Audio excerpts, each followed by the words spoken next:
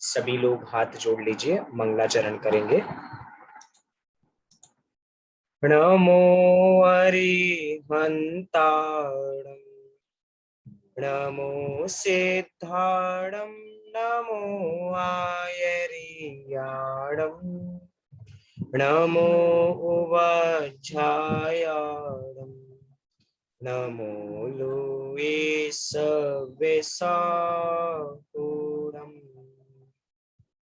मंगलम भगवान वीरो, मंगलम गौतमो गणी, मंगलम कुंद कुंदाद्यो, जैन धर्मोस्तु मंगलम।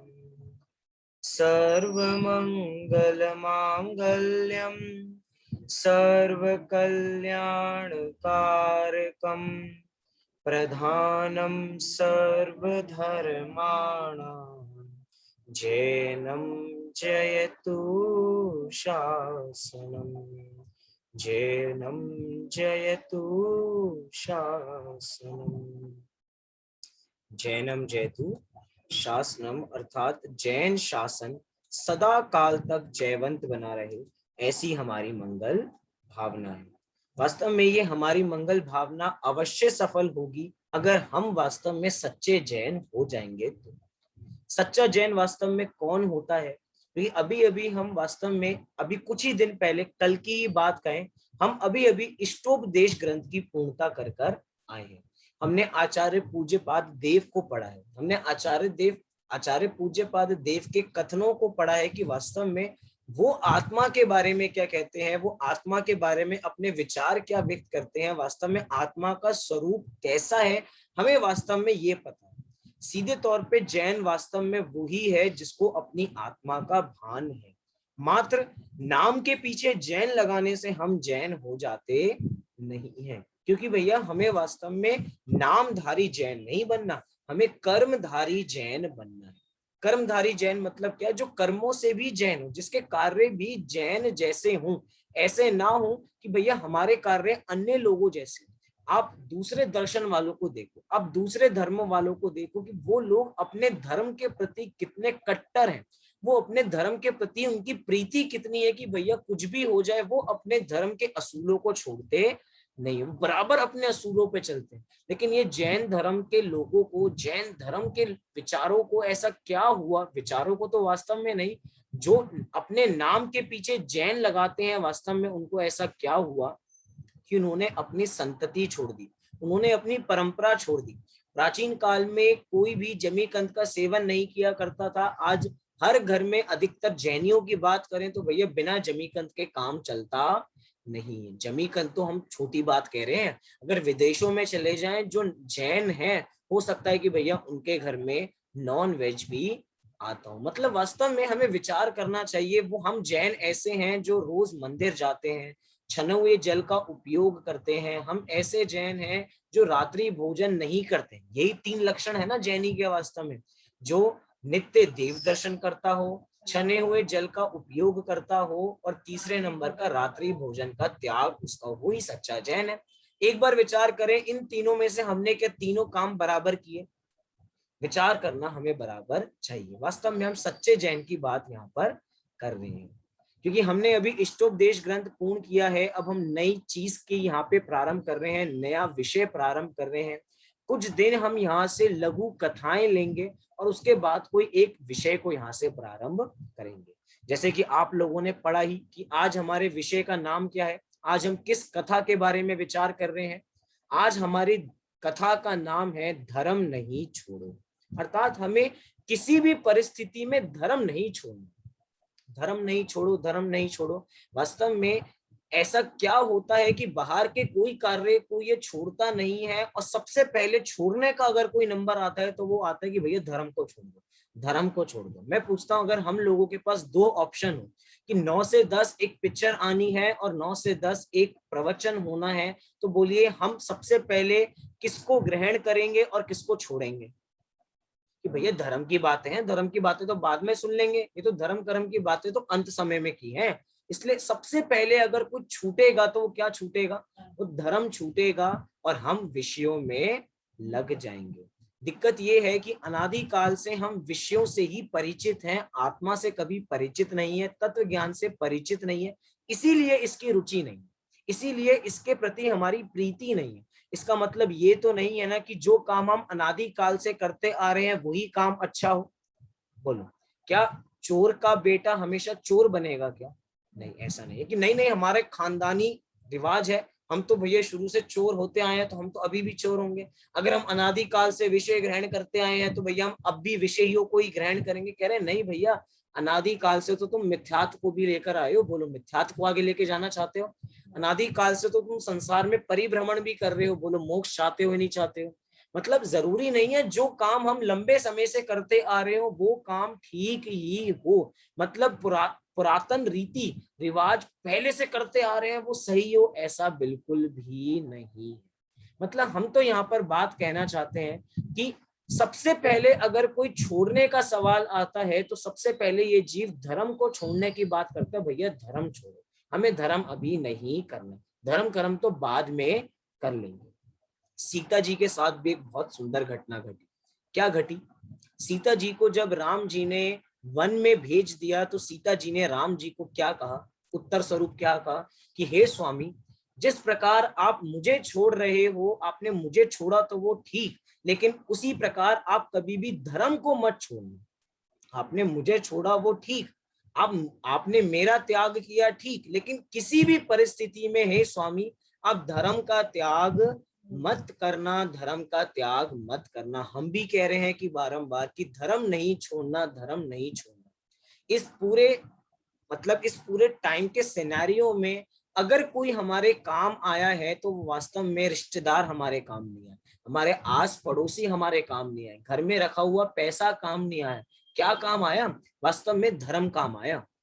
जो लोग तत्व ज्ञान से परिचित थे, जो लोग तत्व ज्ञान से जुड़े हुए थे, वास्तव में कोरोना के काल में भी उनको इतनी आकुलता नहीं हुई जितनी बाहर वालों को आकुलता हुई। ऐसा क्यों? क्योंकि वो तत्व ज्ञान से जुड़े हुए हैं, उनको पता है कि भैया जो होना है सो होगा ही, जो जो देखी वीतराग ने सो सो होसी वीरा रे, कि भैया जो जो वीतराग ने देखी है वो ही होने वाला है, उसके अलावा इस जगत में कुछ होने ही नहीं वाला, कुछ अनहोनी इस जगत में घटने ही नहीं वाली है। इसको ग्रहण करके वो तत्वज्ञानी लोग समता रखते, क्यों? क्योंकि उन्होंने कभी भी धर्म को नहीं छोड़ा। और जैसे ही हम धर्म को छोड़ते हम आकुलता में चले जाते हैं। हम बाहर के पांचों इंद्रियों से अपने को पुष्ट करना चाहते हैं और विचार करते हैं कि इनसे हमें पुष्टि होगी, इनसे हम संतुष्ट हो जाएंगे। बोलो, कितने गुलाब जामुन से हम संतुष्ट हो जाएंगे? 1 2 3 4 5 10 खा लेंगे अधिक से अधिक। लेकिन भैया एक बार विचार करो, खाने की शक्ति तो तुमने बढ़ा ली, क्या तुम अपनी पचाने की शक्ति बढ़ा पाओगे? घर में बहुत बढ़िया बादाम का हलवा बना, पहली बात तो वो बादाम ही, ज्यादा बादाम खाने तो अंदर में गर्मी उत्पन्न कर देते हैं, और देसी घी में बना। आजकल के शरीर नहीं है ऐसे उसको पचाने के। अब बोलो, हम विचार करें कि भैया ऐसा ऐसा हम काम करना चाहते हैं, लेकिन विचार करें कि अपने में उतनी शक्ति है? शक्ति ही नहीं है। इसलिए कह रहे हैं कि भैया बाहर में बाहरी कामों करने की शक्ति हो या ना हो, लेकिन धर्म करने की शक्ति हम में बराबर बनी हुई है। जब एक 8 साल के बालक में सम्यक दर्शन प्राप्त करने की योग्यता आ जाती है, जब एक 8 साल के बालक में अपने हित अहित के बारे में विचार करने की योग्यता आ जाती है, जब एक 8 साल का बालक मुनिराज हो सकता है, वो जिन सेन आचार्य, तो क्या हम सम्यक दृष्टि नहीं हो सकते? हमारी तो 8 से डबल हो गई ना, 8 से 16। ये तो मैं अपनी बता रहा हूँ, उससे भी ज्यादा। सब अपनी अपनी आयु को देखिए। एक 8 साल का जीव कल्याण कर सकता है, 11 साल के कुंद कुंद आचार्य मुनिराज अपना कल्याण कर सकते हैं, तो क्या हम अपना कल्याण नहीं कर सकते? हम एक 8 साल के बच्चे को अभी भी समझते हैं कि भैया इसमें अकल नहीं है, ये अभी बच्चा है। लेकिन भैया जब पंचम काल के शुरुआत में वो अपना कल्याण कर सकते हैं, तो भैया हम क्यों नहीं कर सकते? हम लोग बहाने बनाते हैं। कैसे बहाने बनाते हैं? कि भैया काल बहुत बुरा है, पंचम काल है, शरीर की स्थिति बहुत कमजोर है, सहनन बहुत कम है, आजकल को चीजें ही कहाँ आती हैं जिससे हमें संबल मिले। लेकिन भैया ये बहाने हैं बस। क्यों? क्योंकि भैया वो कुंद कुंद आचार्य भी पंचम काल में हुए हैं, वो जिनसेन आचार्य भी पंचम काल में हुए हैं, उन्होंने तो कोई बहाने नहीं बनाए। मतलब जिसको कार्य करना होता है वो कार्य करता है, जिसको कार्य नहीं करना होता उसके पास अनेक बहाने हैं, वो कुछ भी कह सकता है। लेकिन भैया हम यहाँ पे, हमारे कहानी का टाइटल क्या है, धर्म नहीं छोड़ो। और ये कहानी बहुत सुंदर है, सती अनंगसरा की कहानी। किसकी है कहानी ये? सती अनंगसरा की कहानी। हमारे यहाँ मात्र महान पुरुषों की बात नहीं है, हमारे यहाँ ऐसी ऐसी महासतियां भी हुई हैं जिनके जीवन से हमें सीखने को मिलता है। प्रथमा नियोग में सतियों को जगह क्यों मिली? प्रथमा नियोग की परिभाषा देखी जाए तो क्या है, जिसमें 63 शलाका महापुरुषों की बात की जाए। बोलो इतिहास हम सबका है या नहीं है? बोलो इतिहास है, सबका अलग अलग है ना। मेरे 20 साल का होगा, आपके 70 साल का होगा, सबका इतिहास है। लेकिन इतिहास लिखा किसका जाता है? इतिहास तो सबका है, लेकिन इतिहास लिखा किसका जाता है? जो कुछ करके जाता है, जिसने कोई कार्य किया है, जो महान है, उसी के बारे में याद किया जाता है। बोलो महात्मा गांधी जी हम तुम्हारी तरह ही थे ना, उनके बारे में इतनी किताबें लिखी गई और हमारे बारे में कोई एक किताब लिखने को तैयार नहीं है। ऐसा क्यों है? उन्होंने भी, वो भी कार्य कर रहे हैं, हम भी कार्य कर रहे हैं, भैया वो महान थे। ऐसे हमारे यहाँ जो महान पुरुष होते हैं, हमारे यहाँ महान पुरुष उन्हें कहा जाता है जो वीतरागता की प्राप्ति करते हैं। हमारे यहाँ कहानियां जो प्रारंभ होती हैं वो राग रंग से ही प्रारंभ होती हैं, लेकिन जब वो समाप्त होती हैं तो वीतरागता पे होती है। और अगर हमारे शास्त्रों में से प्रथमा नियोग में से वीतरागता हटा दी जाए तो विचार करना, वो सारी कहानियां वही किताब जैसी बन जाएंगी जैसे कि अन्य किताबें छपती हैं राग रंग की। वीतरागता है तो वो हमारे ग्रंथ हो गए। वीतरागता की पोषक ही जिनवाणी कहलाती है। बहुत सुंदर कथा है, आइए इस कथा को हम यहाँ से प्रारंभ करते हैं। मैं यहाँ से पढ़ता हूँ, जहां जहां मुझे लगेगा हम उस विषय के बारे में विचार प्रारंभ करेंगे।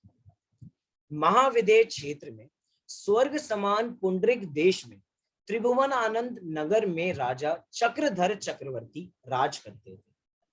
चक्रवर्ती की एक अनंगसरा नाम की पुत्री थी, जिसके गुण ही उसके आभूषण थे। उसके समान सुंदर अद्भुत रूपवान दूसरी स्त्री नहीं थी। मैंने क्या बात कही थी कि प्रथमा नियोग में प्रारंभ कहां से हो रहा है? प्रारंभ तो राग रंग से ही होगा कि भैया एक राजा थे, उनकी एक पुत्री थी, वो एक पुत्री बहुत रूपवान थी। जब अपनी पद्म पुराण की शुरुआत हुई, किसकी शुरुआत हुई? पद्म पुराण की शुरुआत हुई। वो पद्म पुराण क्या है वास्तव में? वो हमारा रामायण है वास्तव में। पद्म, पद्म किसका नाम है? पद्म माने राम, राम का पुराण। अब बोलो राम के पुराण में राम जी की बात होनी चाहिए ना? बोलो हाँ जी की ना जी? हाँ जी। प्रारंभ राम जी से करना चाहिए ना? हाँ जी की ना जी? हाँ जी। लेकिन रवि शेण आचार्य ने 700 पेज रावण के बारे में लिखे। इसके बारे में लिखे, रावण के बारे में लिखे कि ऐसा ऐसा है रावण, ऐसा ऐसा है रावण। और ऐसे रावण को रामचंद्र जी ने जीता। अंत में क्या लिख दिया? ऐसे ऐसे रावण। 700 पेज में रावण का वर्णन किया और लिखा कि भैया ऐसे रावण को राम जी ने जीता, अर्थात उनपे विजय प्राप्त की। अब अंत में लिखा कि भैया राम जी ने, लक्ष्मण जी ने उनपे विजय प्राप्त की। तो भैया जितने रावण के गुणगान गाए जा रहे थे वो रावण के असलियत में गुणगान नहीं थे, वो असली में किसके गुणगान चल रहे थे? वो राम जी के गुणगान चल रहे थे। सोचो, जिन्होंने इतने महान, जिनके ऊपर 700 पेज लिखे, उससे भी महान कोई व्यक्तित्व है जिन्होंने इनको जीत लिया। मतलब विचार करें कि शुरुआत कहां से की जाती है और उसका समापन कहां पे किया जाता है। एक तरीके से ये हमें कहानियां लिखना भी सिखाते हैं कि हम अपनी कहानी को शुरू कैसे करें और अंत कैसे करें। शुरुआत करें ऐसे, पहले एक राजा था, एक रानी थी, लेकिन भैया जो अंत होगा ना वो कैसा होगा? वो वीतराग में अंत होगा। ऐसा हमें यहाँ पे समझना चाहिए। तो एक चक्रवर्ती की एक अनंगसरा नाम की पुत्री थी। प्रतिष्ठित पुर का राजा पुनर्वसु विद्याधर चक्रधर चक्रवर्ती की कन्या अनंगसरा को देखकर उस पर मोहित हो गया, उस पर लट्टू हो गया। उसका अपहरण कर उसे विमान में बिठाकर ले गया। मतलब ये पर स्त्री का भाव अभी से नहीं है, पहले से ही चलता आ रहा है। ये सातों व्यसन अभी के नहीं है, ये पहले से ही चलते आ रहे हैं। चक्रवर्ती जैसे, विद्याधर जैसे जीव को भी राग का भाव आ गया, विमान में बिठाकर ले गया। चक्रवर्ती ने क्रोध में आकर उसके साथ युद्ध शुरू कर दिया कि भैया तुम मेरी पुत्री को लेके जा रहे हो, मैं तुम्हें लेके जाने नहीं दूंगा। उसका विमान तोड़ डाला, जिससे पुनर्वसु ने व्याकुल होकर उस कन्या को क्या किया? उस कन्या को आकाश से नीचे फेंक दिया, भैया तुम जाओ, तुम आकाश में चले जाओ। मतलब कि अब लड़ाई हो गई, अब लड़ाई से छूटना है तो क्या किया, जिसके कारण लड़ाई हो रही थी उसका ही परित्याग कर दिया। ऐसी रामचंद्र जी के साथ हुआ। सारी कथा क्यों चल रही थी, रामचंद्र जी पे आरोप क्यों लगाए जा रहे थे, सीता जी के कारण आरोप लगाए जा रहे थे। भैया जब वो पर स्त्री के यहाँ रहकर आई है, तो भैया जब एक धोबन पर स्त्री के यहाँ रहकर आती है तो आप उसको तो एक्सेप्ट कर लेते हो, और हमारी सीता जी रहे तो आप एक्सेप्ट, तो उन्होंने सीता जी का परित्याग कर दिया। ऐसे ही जहां लड़ाई हो रही है तो उसने लड़ाई की जड़ अर्थात उन कन्या का त्याग यहाँ पर कर दिया। ऐसा हमें यहाँ पे विचार करना चाहिए। शरद ऋतु के चंद्रमा की ज्योति समान पुनर्वसु की पर्ण लघु विद्या से कन्या एक भयानक जंगल में आ गई। अर्थात भैया जिस जंगल में छोड़ा, वो शरद ऋतु ऐसी थी जैसे अभी होती है ना, बिल्कुल घना, मतलब हर जगह अंधकार ही अंधकार हो जाता है। दिन के 12 बजे भी ऐसा लगता है कि भैया शाम के 7-8 बज रहे हो, अब रात होने वाली। ऐसे घने जंगल में उनको फेंक दिया। उस भयानक जंगल में अनेकों दुष्टचर वनचर जीव रहते थे। उस जंगल में विद्याधरों का भी प्रवेश नहीं था। जहां सूर्य की एक किरण भी प्रवेश ना कर सके, ऐसे महाअंधकारपूर्ण नाना प्रकार की बेलों से घिरे हुए, ऊंचे ऊंचे वृक्षों से भरे हुए, चीता, बाघ, सिंह, गेंडा, रीछ इत्यादि अनेक वनचरों से युक्त, ऊंची नीची भूमि में गहरे गहरे गड्ढों से युक्त उस महाभयंकर वन में वह कन्या अत्यंत दुखी होती हुई चारों दिशाओं में अपने माता पिता को ढूंढती हुई उन्हें याद करते करते विलाप करती रही। मतलब कि यहाँ पे नगर का चित्रण किया गया है कि भैया नगर अर्थात वन, वन वास्तव में कैसा है, जहाँ पे घना वन है।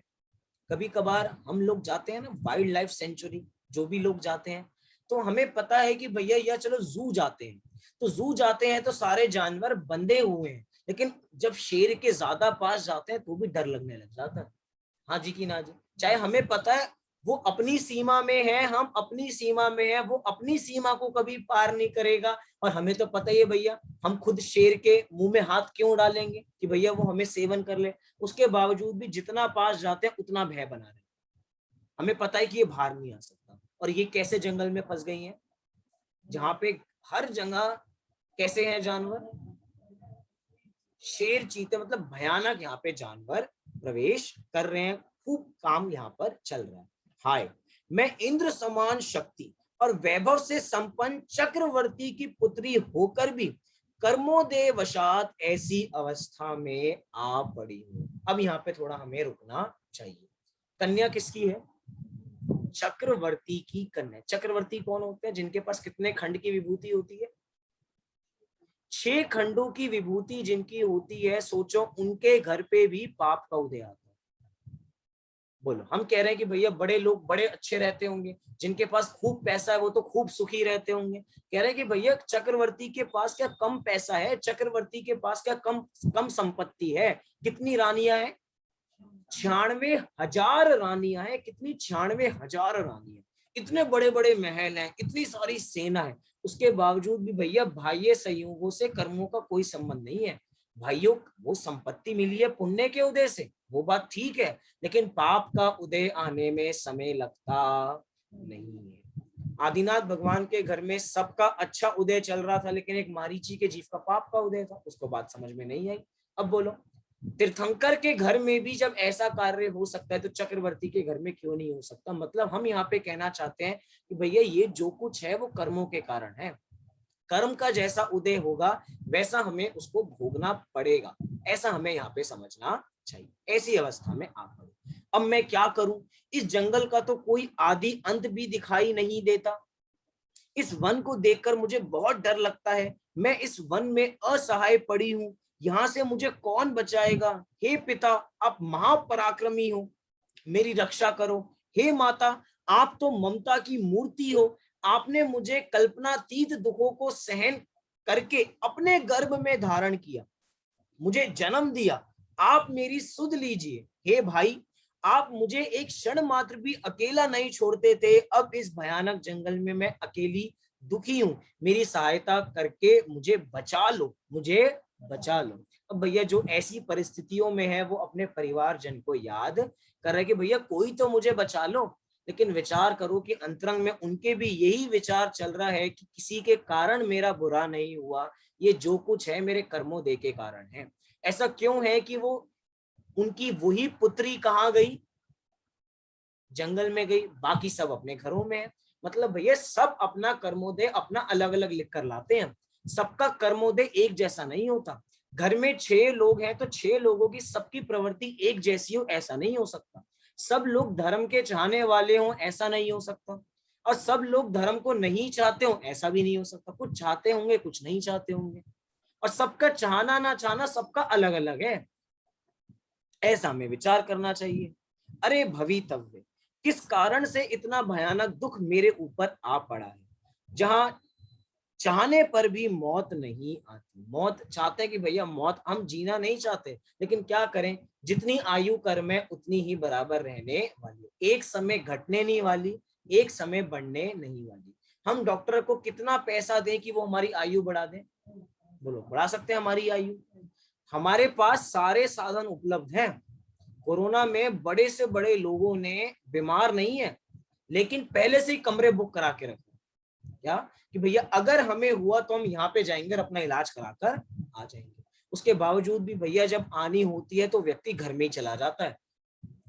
इतनी सारी निमित्तों को जुटाने के बावजूद भी कोई कार्य नहीं बनता। भैया कह रहे हैं कि भैया डॉक्टर तुम्हारी जिंदगी बढ़ाते नहीं है, डॉक्टर तुम्हारी जिंदगी कम नहीं करते हैं, जिसकी जितनी आयु है वो उतनी ही आयु रहती है। अब मैं क्या करूं, कहाँ जाऊं? अपने बारे में विचार करो कि अगर हम ऐसे जंगल में फंसे तो हम क्या करेंगे। अपने बारे में भी तो विचार करो। अनंतसरा की दशा में अपने को इमेजिन करो कि हम एक भयानक जंगल में, तो हम क्या करें। एक व्यक्ति है ना जो डिस्कवरी चैनल पे आता है, सॉरी नेशनल ज्योग्राफिक चैनल पर, मैन वर्सेस वाइल्ड, वो भी जंगलों में घूमते हैं, लेकिन वो जंगल में करके क्या करते हैं, हम जंगल में जाके क्या कर रहे हैं, ये जंगल में जाके क्या करती हैं। देखिए आगे क्या घटना घटती है। इस प्रकार बहुत समय तक विलाप करते हुए वह दुखी होती रही। उसके विलाप को देखकर अत्यंत दुष्ट पशु भी करुणा से भर गए। वह कन्या भूख से परेशान होकर शोक सागर में डूब फल फूलों से अपना पेट भरने लग गई। कर्म योग से कहीं शीतल काल में के दुख सहने पड़े। कैसा है शीतल काल, जो कमल के वन की शोभा को नष्ट करने वाला है। अनेक ग्रीष्म ऋतुओं का ताप सहन करना पड़ रहा है। आपको पता है, अभी आगे बताएंगे, ये अनंतसरा जंगल में कितने समय तक फंसी थी, पता है किसी को? 3000 वर्षों तक जंगल में फंसी, 3000 वर्षों तक। तो कल्पना भी नहीं कर सकते, 3000 वर्षों तक जंगल में रही, और 3000 वर्षों तक उन्होंने अपना जीवन कैसे व्यतीत किया भयानक जंगल में, जहां पे बताया है कि कैसे जानवर हैं। हम कुछ घंटों की बात नहीं कर रहे हैं, 1-2 घंटे की, चंद घंटों की, कुछ दिनों की, कुछ महीनों की, कितने कितने समय की बात चल रही है, 3000 वर्षों। वहीं पे ग्रीष्म ऋतु भी आएंगी, वहीं पे शीत ऋतु भी आएंगी, वहीं पे बारिश भी होगी, सब कुछ होगा, और उसके बावजूद भी जंगल में ही रहना है। क्योंकि भैया जब काल आएगा जंगल में से निकलने का, तभी काल आएगा, उससे पहले नहीं, चाहे कितना ही हम प्रयास करें। मतलब कि हम कहते हैं ना भाई ये प्रयास करें और हम पैसा कमा लें, ऐसा नहीं हो सकता। जब भाग्य में होगा तभी पैसा कमाएंगे। लोग पैसे कमाने के लिए अपने बिजनेस बदल देते हैं, हाँ जी कि ना जी। लोग इसमें कमाई नहीं होती ये करेंगे, इसमें नहीं होती तो ये करेंगे।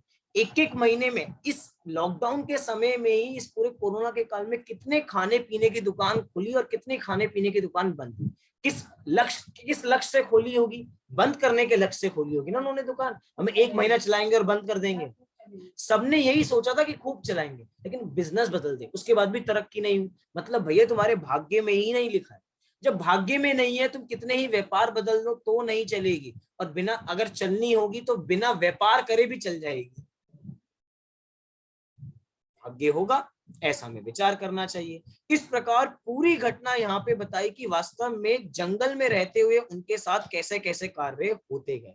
विचारती है कि मेरा जन्म चक्रवर्ती के घर में हुआ, परंतु पूर्व जन्म कृत पाप के उदय से मैं ऐसी भयंकर दुख अवस्था में आ पड़ी हूं। उन दुखों को याद कर ऐसे रोती मानो आंसुओं की धार बरसात बरसात की भांति रुकती ही नहीं, रोती रही। लेकिन विचार क्या किया? कर्मोदय का विचार किया, दूसरे को दोष नहीं दिया। किसने किसने ऊपर जंगल में फेंका था? विद्याधर, पुनर्वसु नाम के विद्याधर ने जंगल में। दोष उसको नहीं दिया कि भैया इसने मुझे फेंक दिया। हमसे कुछ कोई हमारा बुरा करता है तो हम दूसरे को दोषी देखते हैं, इसने मेरा बुरा किया, इसने मेरा बुरा किया, इसने मुझे मारा, इसने मेरे पैसे लूट लिए, हमने तो इसका मदद की थी और ये तो एहसान फरामोश है, इसकी गलती, इसकी गलती। भाई जो कुछ हो रहा है वो आपके कर्मोदय के अनुसार हो रहा है, आप किसी को ब्लेम नहीं कर सकते। आपने, हमने इष्टोपदेश में देखा था ना, आपने उसके साथ पूर्व में कभी कुछ ऐसा किया होगा तो वो आपके साथ कुछ ऐसा कर रहा है, तो भैया इसमें आश्चर्य करने की बात क्या है? तुम उस पर क्रोधित मत हो, तुम विचार करो कि तुमने क्या किया, ऐसा विचार करो। द्रौपदी जी के चीर हरण क्यों हो रहा है? विचार करो क्यों हो रहा है? पूर्व में उन्होंने कुछ ऐसे पाप किए थे। सीता जी को जंगल में क्यों भेजा जा रहा है? पूर्व में ऐसे कुछ पाप किए थे। इस प्रकार बहुत समय तक विलाप करते हुए वे दुखी होती रही। ये तो हमने देखा। फिर आगे, इस प्रकार वन में रहते हुए वृक्षों से जो फल नीचे गिरते उनका भक्षण करती। बेला तेला उपवास करने से शरीर भी सूख गया, कमजोर हो गया, फिर भी मात्र एक समय जल फल खाकर पारना करती रही। कितने सालों तक? 3000 वर्षों तक उपवास करते हैं बराबर। सूखे फल, क्योंकि भैया नियम लिया ना, भैया हम ऐसे कार्य नहीं करेंगे, जंगल में है तो भैया मर्यादा सहित रहेंगे, ये नहीं किसी भी चीज का भक्षण करने लगेंगे। हम तो देख नहीं सकते वो मैन वर्सेस वाइल्ड में वो कैसा व्यक्ति कुछ भी खा जाता है, जिंदा चीजों को खा के कहता है कि भैया इसके अंदर बहुत ज्यादा प्रोटीन है, इसके अंदर इतना कुछ है, इसका सेवन करो, इसका सेवन करो। लेकिन भैया ये कैसे हैं? फिर भी मात्र एक समय जल फल खाकर पारणा करती रही। पुष्पों की सेज पर सोने वाली चक्रवर्ती की पुत्री, जिसे अपने स्वयं के केश भी चुभते थे।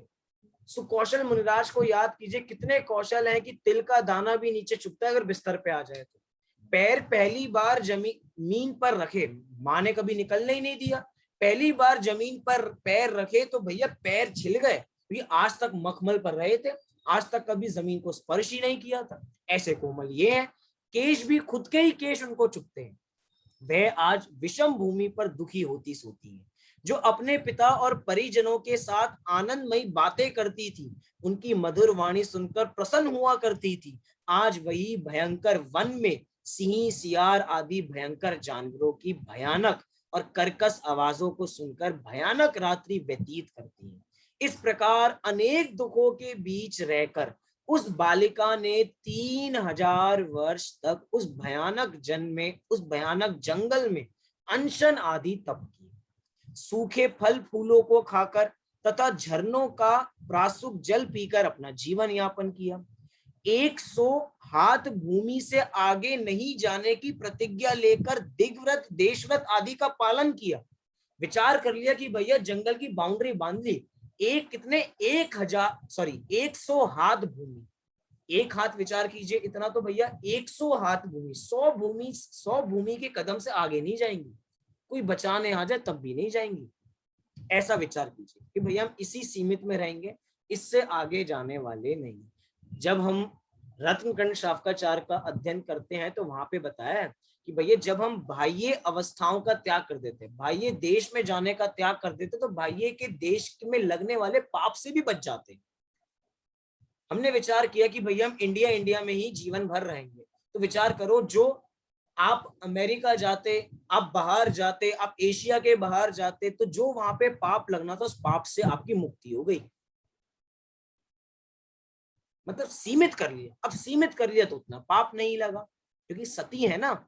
एक दिन, क्या कह रहे हैं आगे, एक दिन उसी जंगल मार्ग से एक अरहत दास नामक विद्याधर सुमेरु पर्वत की वंदना करके वापस आ रहे थे। उसे वह चक्रवर्ती की पुत्री उस भयानक जंगल में दिखी। जब उसने उस पुत्री को यह कहते हुए धैर्य बंधाया कि आप हमारे साथ चलो, हम तुम्हें तुम्हारे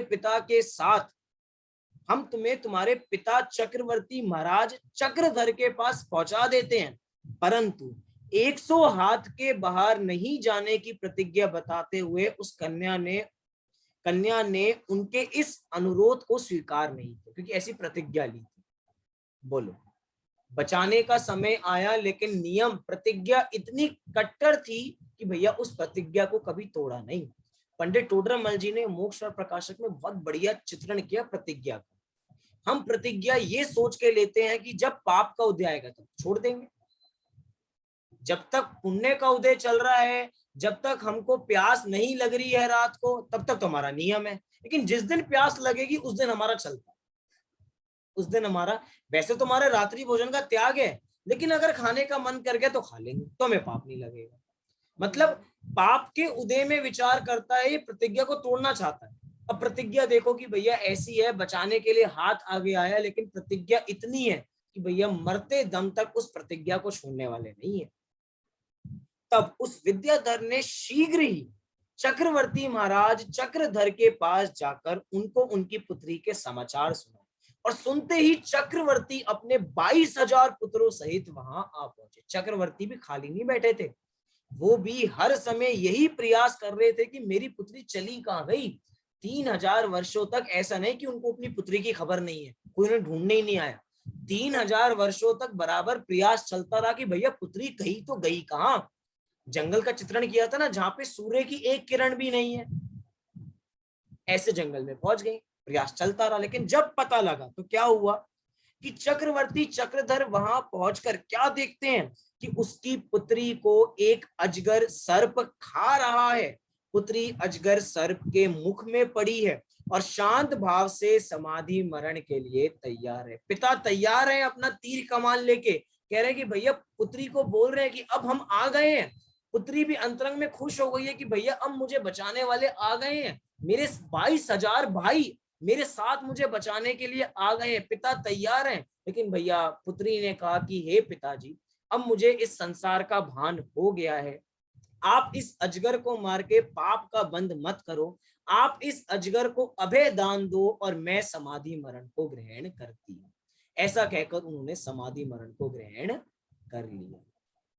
विचार कीजिए, जिस समय बचाने का समय आ गया है, जिसका 3,000 वर्षों से इंतजार था, किसका, कि अब मेरे पिता बचाने आएंगे, अब मेरे पिता, अब पिता सामने खड़े हैं, लेकिन भैया अब पिता की भी पिता नहीं लग रहे हैं, क्योंकि भैया अब आत्मा ही आत्मा लग रही है। आत्मा का भान हो गया और समाधि मरण को उन्होंने ग्रहण कर लिया। पुत्री ने अपने पिता से अजगर को अभय दान दिलवाया, स्वयं समाधि मरण पूर्वक देह त्याग कर तीसरे स्वर्ग में गई। कहाँ गई? तीसरे स्वर्ग में गई।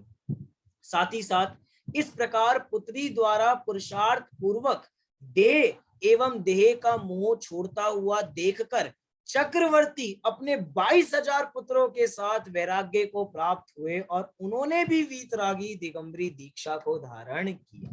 कितने लोगों ने दीक्षा ली? 22,000 पुत्रों ने साथ में दीक्षा ली, एक चक्रवर्ती, उनके पिता।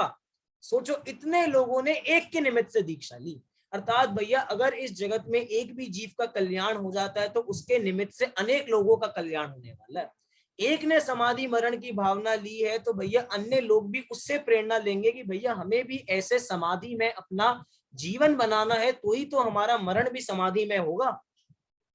जो बड़े लोग हैं उनसे प्रेरणा मिलती है ना, जो महान काम करते हैं, तो भैया ये ट्रिब्यूट है हमारे लिए। आज सबसे बड़े क्रिकेट में कौन है भैया? धोनी है। आज सबसे बड़े कौन है? सबका समय चलता है, पहले में कपिल देव हुआ करते थे, फिर धोनी हो गए, उसके बाद कौन होगा भैया? पहले उसके बाद सचिन, धोनी, फिर विराट। ये है। अब जो वो करते हैं वो हम कार्य करते हैं, जैसा वो खेलते हैं वैसे हम खेलते हैं, जैसा शॉट वो मारते हैं वैसा ही शॉट हम मारने का प्रयास करते हैं। कह रहे हैं भैया उनकी कॉपी करो आप, चिटिंग का दोष नहीं लगेगा। जो महान पुरुषों ने किया है वो भी हम कार्य करें। यह जीव, आगे देखिए अंतिम पैराग्राफ, यह जीव पुनर्वसु विद्याधर ने अनंगसरा का अपहरण किया। वह उसे खोजते खोजते अनंत दुखी हुआ और पश्चाताप करते हुए संसार से विरक्त होकर ध्रुमसेन मुनिराज के पास मुनि दीक्षा धारण कर महातप करते हुए अंत में समाधि मरण कर स्वर्ग में देव हुआ। अर्थात जो अभी तक मोह में पागल हो रहा था, जिसने उस कन्या का अपहरण किया था, उन्होंने भी वैराग्य पूर्वक दीक्षा ले ली और वो भी स्वर्ग में देव हो गए। वहां से चय कर वो राजा दशरथ के पुत्र लक्ष्मण हुए।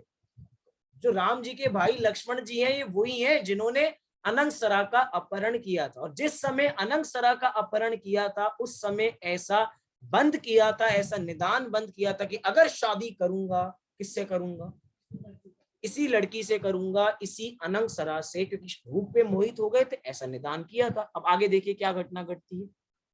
अनंगसरा भी स्वर्ग से चय कर द्रोण में की पुत्री विशल्या हुई तथा पुनर्वसु ने अनंगसरा को प्राप्त करने का निदान बंद किया था, अतः लक्ष्मण की विशल्या से शादी हो गई। अब पता लगा विशल्या जी कौन थी, उनकी पत्नी, कैसे उन दोनों की शादी हुई।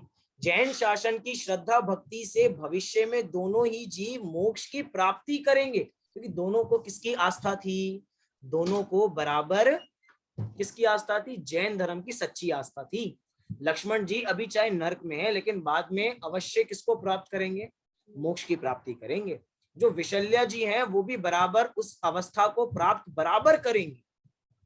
मतलब हमें बराबर यहाँ पे विचार करना चाहिए। इस कहानी को पढ़ने का एकमात्र उद्देश्य यही है, इस कहानी के वाचन करने का उद्देश्य यही है कि भैया बुरी से बुरी परिस्थिति में भी हमें धर्म को नहीं छोड़ना। अनंगसरा की घटना ऐसी घटी कि भैया अजगर मुंह में लेके खड़ा है, अंदर निगलने को तैयार है। अजगर का मुंह कितना होता है भैया, अंदर शरीर के शरीर चले जाए पता नहीं लगता। ऐसे कितनी घटनाएं अखबार में आते हैं कि भैया छोटा से बच्चे को निगल लिया, पता लगा तो एकदम पेट काट के देखा तो पता लगा कितने बच्चे उसके अंदर है, कितने जीव उसके अंदर है, कितनी मछलियां उसके अंदर है, कितने जानवर उसके अंदर है। लेकिन उसके बावजूद अगर हम तुम जैसे जीव होते तो हम क्या करते? विचार कर। सबसे पहले कुछ छोड़ते तो भैया धर्म को छोड़ते। सबसे पहला प्रयास ये होता कि हम आत्मघात करते। भैया इससे बुरी जिंदगी क्या है? 3000 साल तक क्या दुख झेलेंगे क्या? इससे अच्छा मौत ठीक है हमारे लिए। लेकिन भैया एक प्रतिज्ञा ऐसी है, अगर हमने प्रतिज्ञा ली है तो पहली बात तो उसको तोड़ने का परिणाम हमें अंतरंग में आना नहीं चाहिए। क्योंकि प्रतिज्ञा ली किस लिए? तोड़ने के लिए ली है क्या? विचार करो। क्योंकि अपने पास समय है अभी, क्योंकि 40 मिनट का जो समय है उसमें 2 मिनट बचे हैं, विषय ले सकते, जल्दी से पूर्ण करेंगे। हम प्रतिज्ञा लेते हैं तो ये विचार के नहीं लेते कि हमें प्रतिज्ञा तोड़नी है। बोलो, एक व्यक्ति जब शादी करता है तो ये सोच के करता है कि बस 2 साल चलाएंगे फिर दूसरी कर लेंगे, फिर तीसरी कर लेंगे, फिर चौथी कर लेंगे। वो शादी तोड़ने के लिए करता है क्या? बोलो, कोई भी जीव शादी करता है, कोई भी मनुष्य शादी करता है तोड़ने के लिए नहीं करता। कोई भी जीव दुकान करता है तो बंद करने के लिए नहीं करता। कोई भी जीव ऑफिस खोलता है तो बंद करने के लिए नहीं खोलता। कोई भी जीव कोई भी कार्य करता है तो बंद करने के लिए कभी कार्य नहीं करता। किसके लिए करता है? काम चलाने के लिए। ये जीव ऐसा है कि बाहर के कार्यों में तो पाप के उदय का विचार नहीं करता, लेकिन धर्म के कार्य में पाप का उदय का विचार करके जीव प्रतिज्ञा को ग्रहण करता ही नहीं है। पंडित जी के वाक्य हैं ये, टोडरमल जी के। ये डरता है। मतलब तुम बाह्य कार्यों में तो इतने चतुर हो कि तुम ग्रहण करना नहीं, तुम बाहर में डरते नहीं हो। तुमने दुकान खोली तो दुकान चली जाएगी इसकी कोई गारंटी है, लेकिन चलाते हो ना बराबर। अब प्रतिज्ञा लेते तो क्यों डरते हो? प्रतिज्ञा लो, बराबर लो, द्रव्य क्षेत्र काल भाव की मर्यादा सहित लो, अपनी योग्यता अनुसार लो, लेकिन लो तो। ये एक भी प्रतिज्ञा लेने को तैयार नहीं है। बोलो, हमारे पूरे समय में हमारा कोई भी एक ऐसा नियम है जो बराबर चलता रह रहा हो? हमें तो वास्तव में इस कहानी से यही विचार करना है कि जैसे अनंगसरा के जीव ने अपना कल्याण किया, ऐसे ही हम भी अपना कल्याण करें।